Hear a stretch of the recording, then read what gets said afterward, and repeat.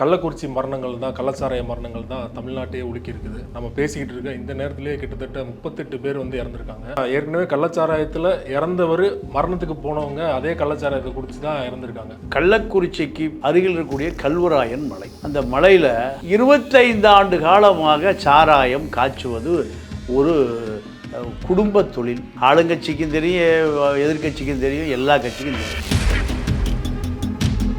தமாய் சிங் மீனா ராஜஸ்தானை சேர்ந்த எஸ்பி, அவர் சஸ்பெண்ட் பண்ணியிருக்காங்க. இவர் எஸ்பியாக போடுறதுக்கு பின்னாடி ஒரு பெரிய பாலிடிக்ஸ் இருக்குது. இந்த ஹிந்தி தெரிந்த எஸ்பி தான் உதயசூரியன் எம்எல்ஏ சொல்வதெல்லாம் கேட்பார், ஏவா வேலு சொல்வதெல்லாம் கேட்பார், பொன்முடி சொல்வதெல்லாம் கேட்பார்.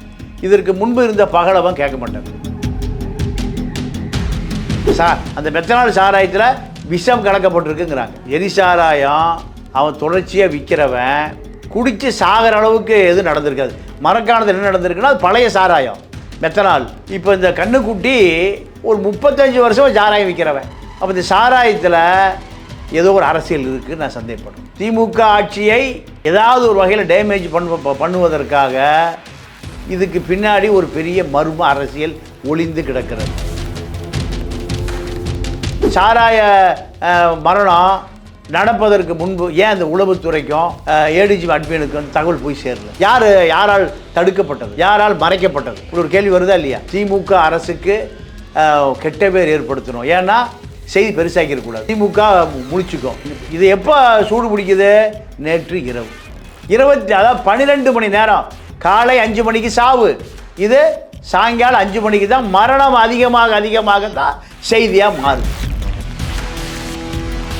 இது போன்று அரசியல் சார்ந்து எக்ஸ்க்ளூசிவான வீடியோக்களை தொடர்ந்து காண ஆகாயம் வாய்ஸ் சேனலை சப்ஸ்கிரைப் பண்ணுங்க.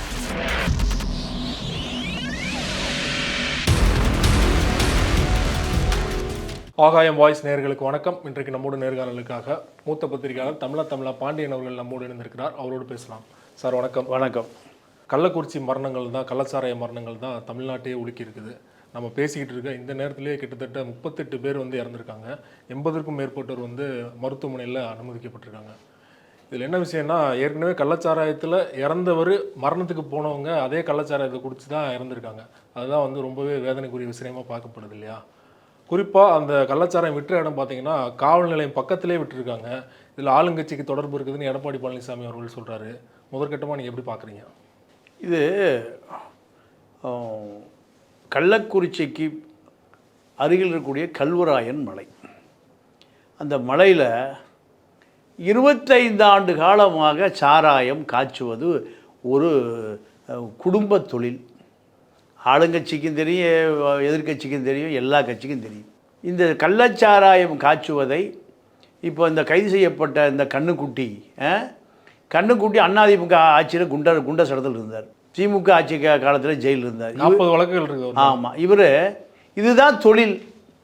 இது எஸ்பி இன்ஸ்பெக்டர் சண்முகத்துக்கு தெரியுமா தெரியாதா?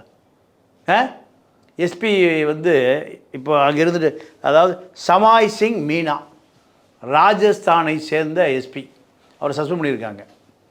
இவர் எஸ்பியாக போடுறதுக்கு பின்னாடி ஒரு பெரிய பாலிடிக்ஸ் இருக்குது. ஏன்னா இந்த ஹிந்தி தெரிந்த எஸ்பி தான் உதயசூரியன் எம்எல்ஏ சொல்வதெல்லாம் கேட்பார், ஏவா வேலு சொல்வதெல்லாம் கேட்பார், பொன்முடி சொல்வதெல்லாம் கேட்பார். இதற்கு முன்பு இருந்த பகலவன் கேட்க மாட்டார். பகலவன் எல்லாமே அரசியல்.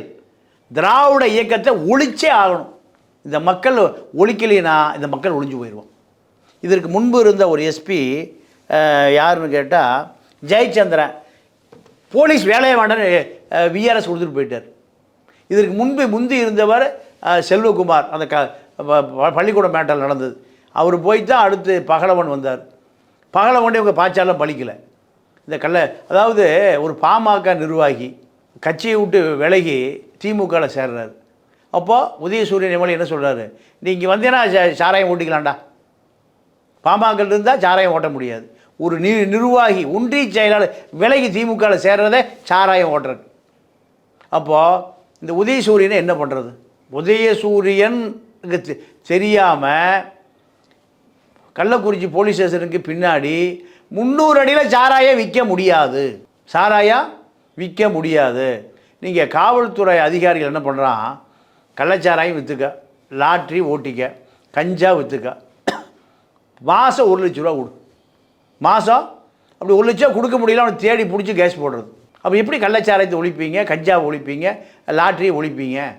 இப்போது முதலமைச்சர் சொல்கிறார், காவல்துறையில் உள்ள கருப்பு ஆளுகளை களை எடுப்பேன்.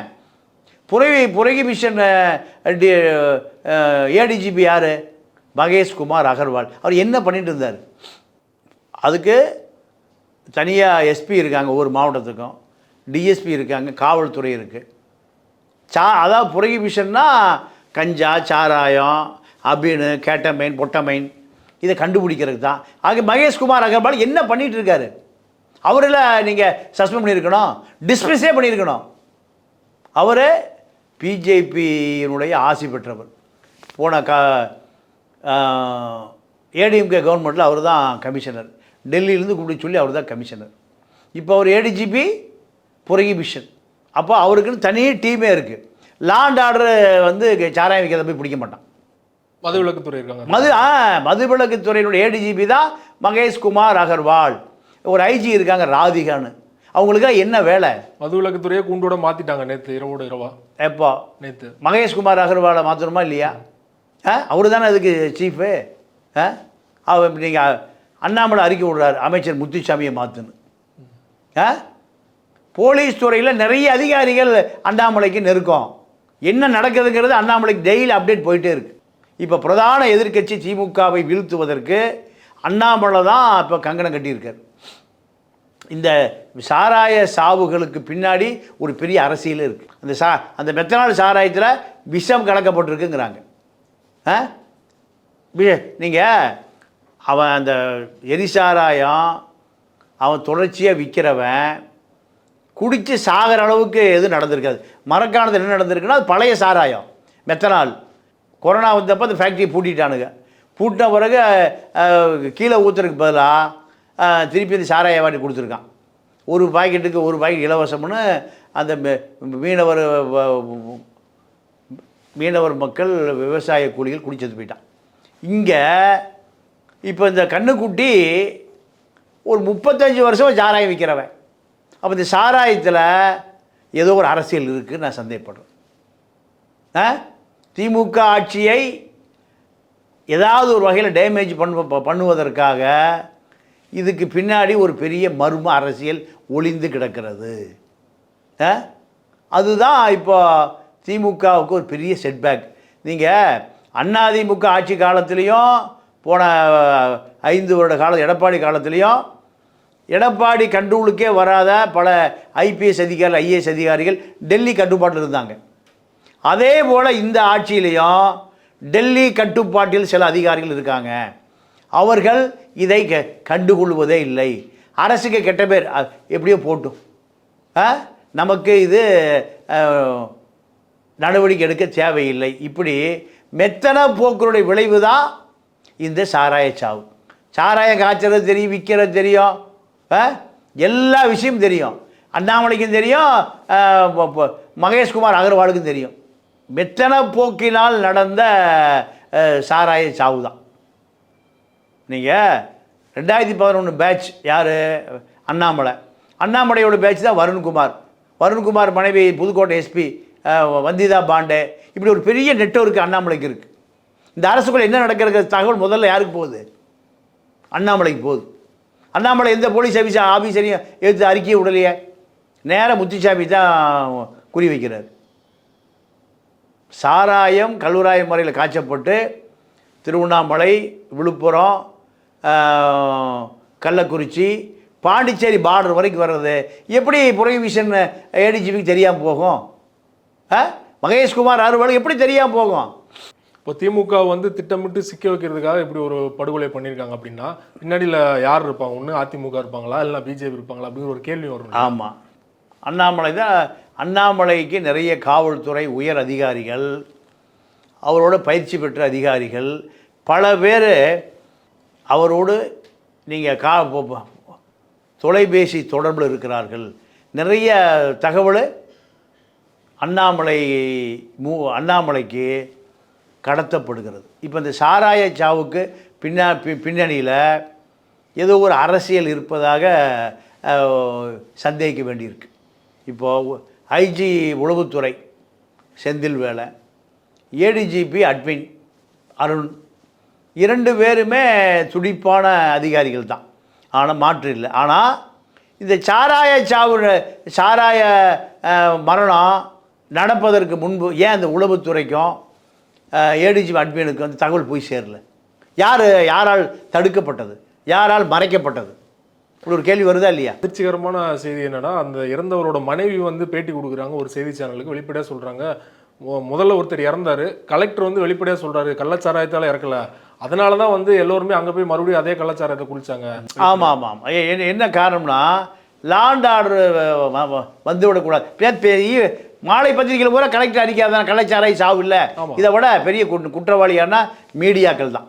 காலையில் 5 மணிக்கு மரணம் நடந்துருச்சு.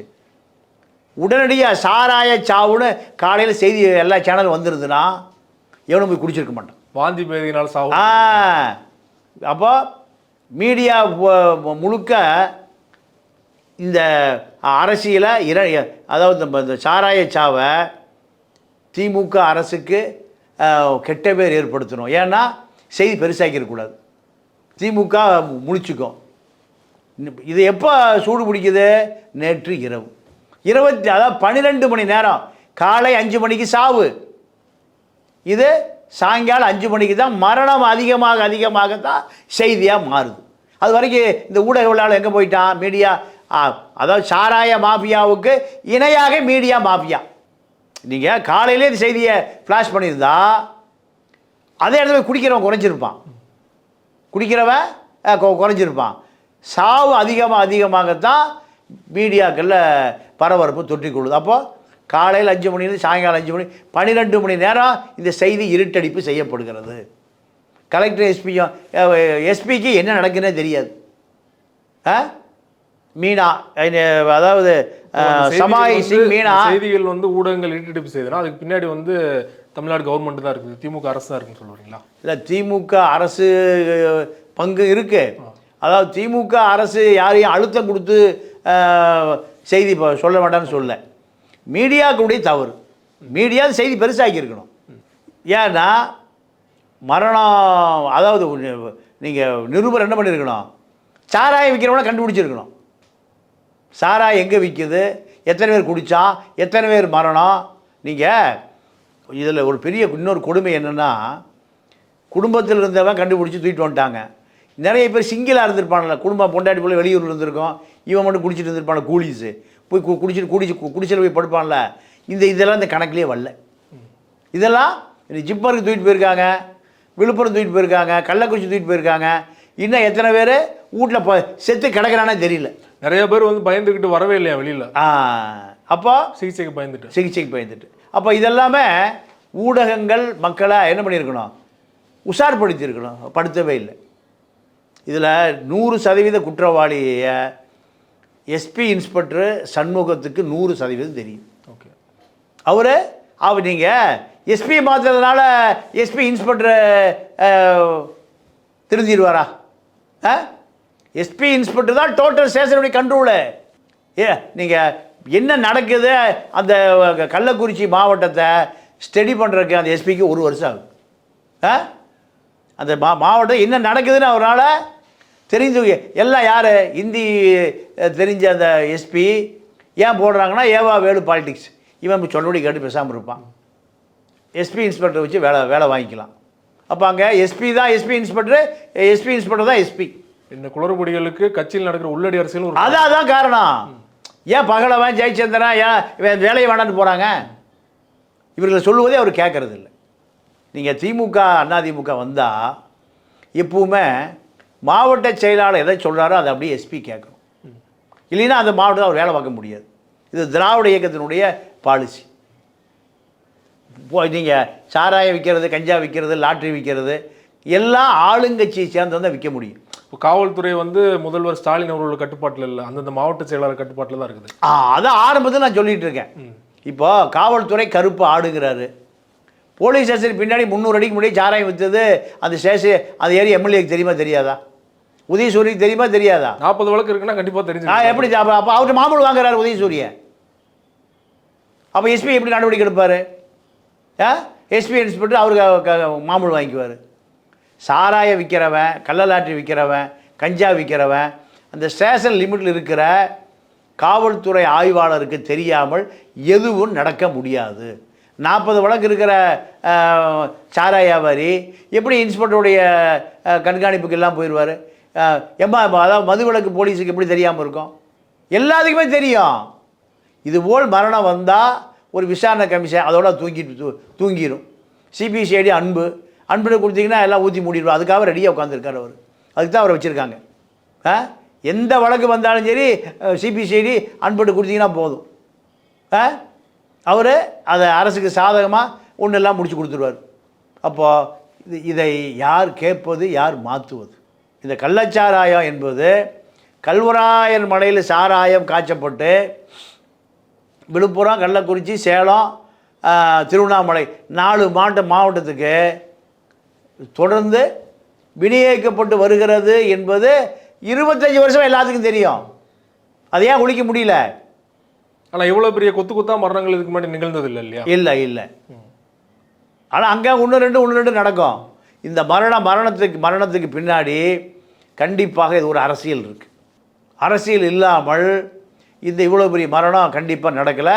இது கண்டிப்பாக ஆளுங்கட்சிக்கு விசுவாசம் இல்லாத காவல்துறை அதிகாரிகள் யாருடைய கட்டுப்பாட்டில் மறைமுகமாக இயங்குகிறார்கள் என்பது தான் நமக்கு வந்த செய்தி.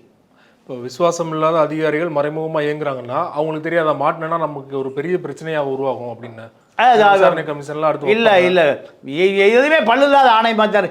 ஜெயலலிதா செத்து போனதை ஆறுமுகசாமி சசிகலாவையும் அப்போலோ ரெட்டியும் விசாரிக்க வர வைக்க முடியலையே. நேர்மையான மனிதர் ஆறுமுகசாமி ஆணையம், அதில் மாற்று கருத்தே இல்லை. அவர் எல்லா அப்போலோ மருத்துவமனையில் இருக்கக்கூடிய எல்லா மருத்துவ பரிசோதனையுடைய ஆவணங்களை பூராதி ஃபைல் பண்ணி வச்சுருக்கார். அவரோட தான் செய்ய முடியும். அவர் என்ன பண்ண முடியும்? அப்போ ஜெயலலிதா மரணமே ஒன்றும் இல்லாமல் போச்சு. இப்போ இது ஏழை பாலை மூட்டை தூக்குறவன், வண்டி இழுக்கிறவன், ரிக்ஷா ஓட்டுற மரணத்துக்கு என்ன நீதி கிடைச்சிடும்? திமுகவுக்கு ஒரு அவப்பெயர், திமுகவுக்கு ஒரு கெட்ட பெயர், அவ்வளோதான். இதை மக்கள் எவ்வளோ நாள் மறந்துடுவான்? தேர்தல் முடிஞ்சோடனே மறந்துடுவான். அடுத்து சாராயம் விற்கும், கண்ணுக்குட்டி சாராயம் 4 மாவட்டத்துக்கு பண்ணுவார். 41வது கேஸு வரும். அவரை குண்டர் சட்டத்தில் அடைக்கப்பட்டு வெளியே வந்து மறுபடியும் குண்டர் சட்டம் வெளியே வந்து இப்படிலாம் அவர் வச்சுருந்துருக்கணும். சாராயம் காய்ச்ச அனுமதித்தது எந்த போலீஸு? எந்த ஆளுங்கட்சி எம்எல்ஏக்கு தெரியாமல் இருக்குமா? ஆளுங்கட்சி எம்எல்ஏ உதயசூரியனா நீங்கள் அங்கே இருக்கக்கூடிய காவல்துறை 2ஆம் கட்ட அதிகாரி. எஸ்பி கலெக்டருக்கெலாம் நான் வேணும்னா நார்த் இந்தியா எஸ்பி தானே போட்டு வச்சுருக்கீங்க. மதுவிலக்கு காவல்துறை தலைமை வரைக்கும் தெரியும். கல்வராயன் மலையில் சாராயம் காய்ச்சறாங்க. மகேஷ்குமார் அகர்வாலுக்கு தெரியும்.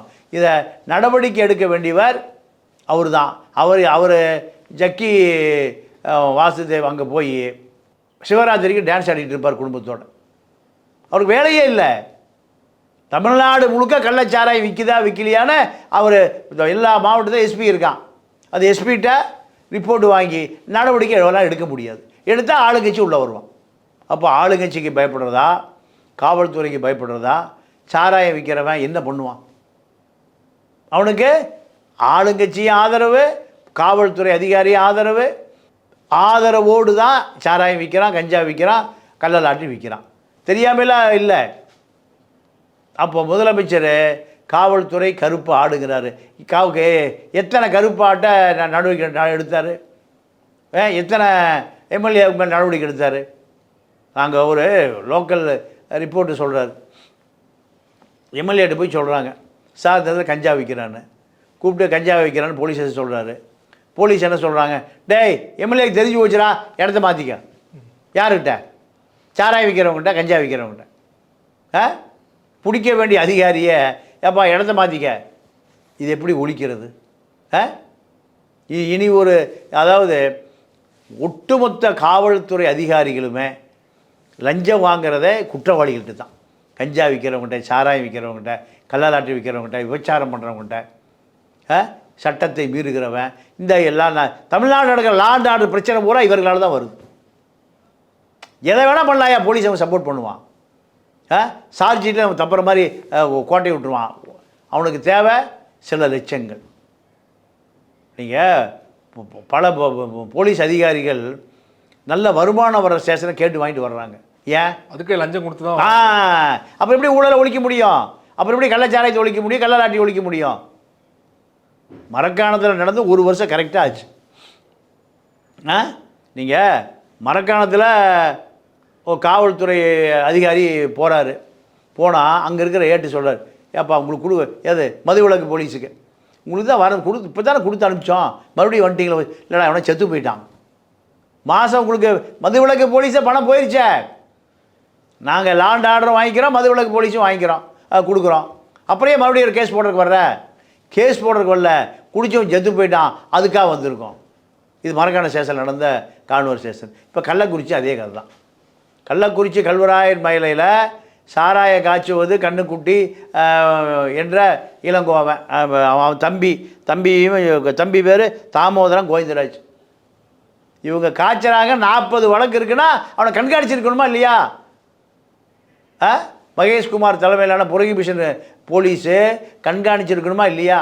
கண்காணிக்கலை. அப்போது கோவிந்தராஜ் சாராயம் விற்கிறதுக்கு அந்த வியாபாரத்துக்கு எதிராக இருக்க ஒருத்தன் ஒரு சைலண்ட்டை உள்ளே போட்டான்னா யார்? 100 உயிர் போயிடும். சாராய வியாபாரிகள் போட்டிகளில் நடப்பதற்கு வாய்ப்பு இருக்குது.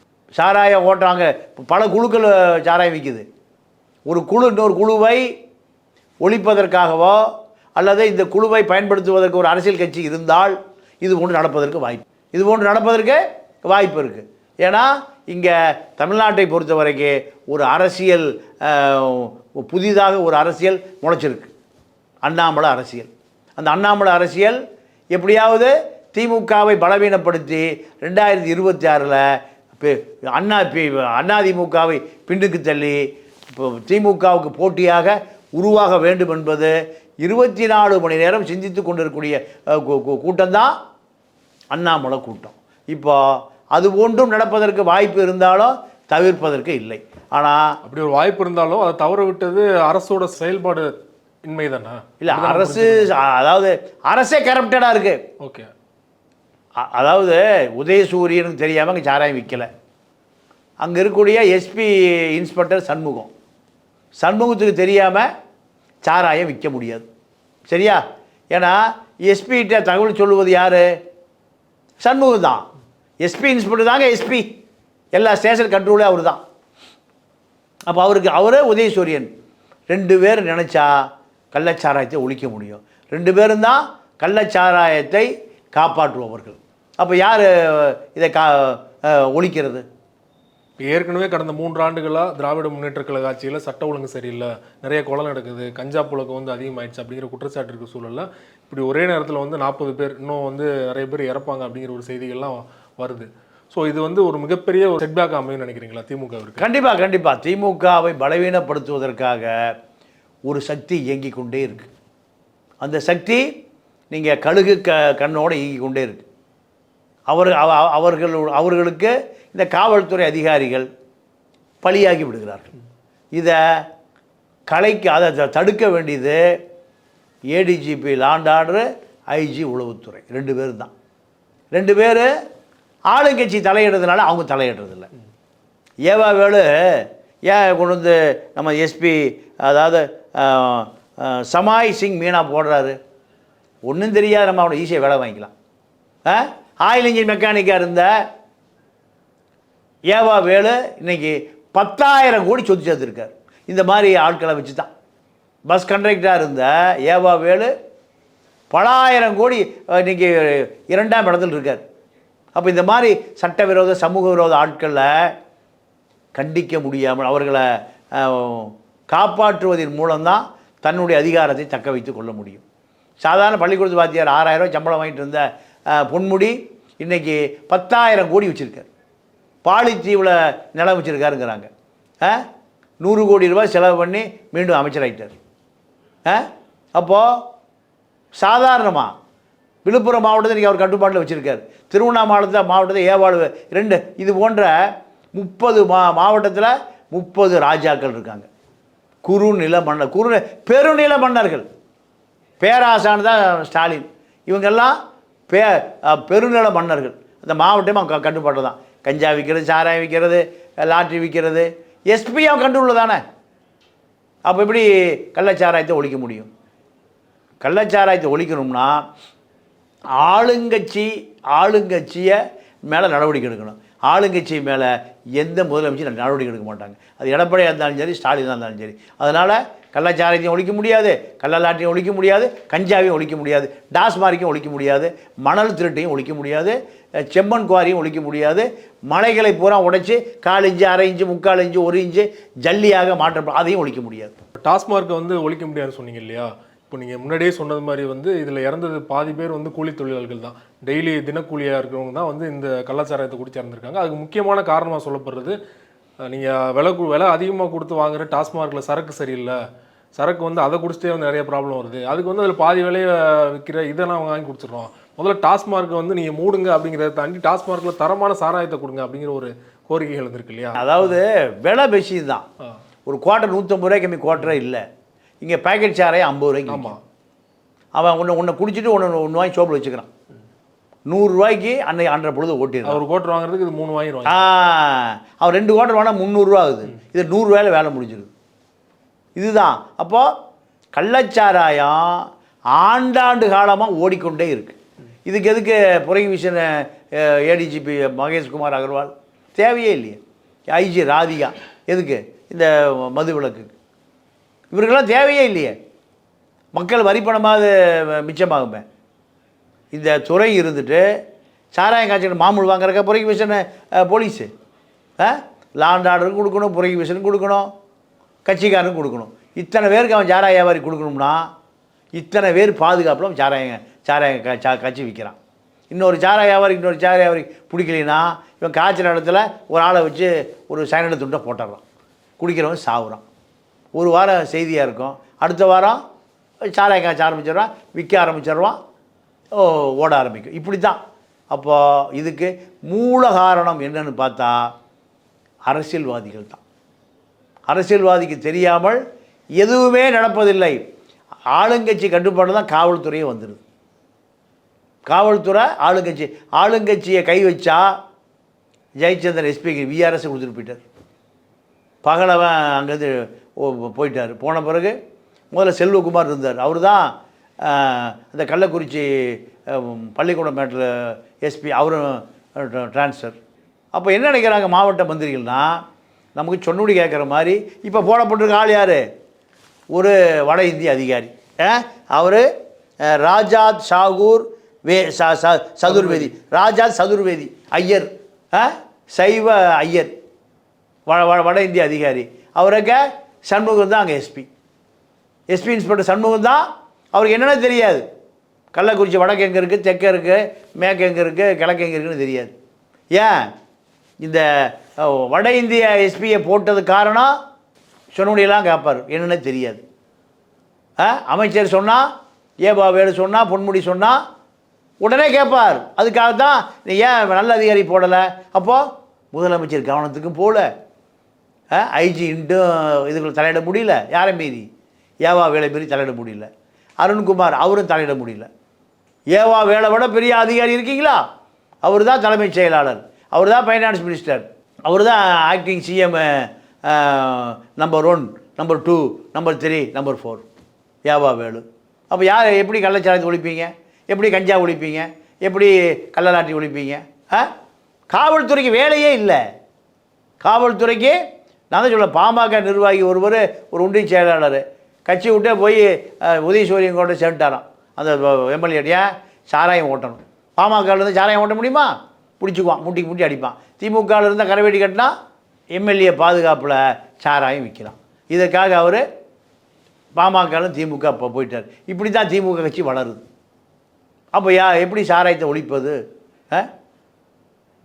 முழுக்க அரசியல்வாதிகளால் இந்த சாவுக்கு அவர்கள் தான் முழு பொறுப்பை ஏற்க வேண்டும். ரொம்ப நன்றி சார், உங்கள் நேரத்தை ஒதுக்கி இந்த விஷயம் தொடர்பாக விரிவாங்களோட ஒரு பேட்டி கொடுத்தீங்க.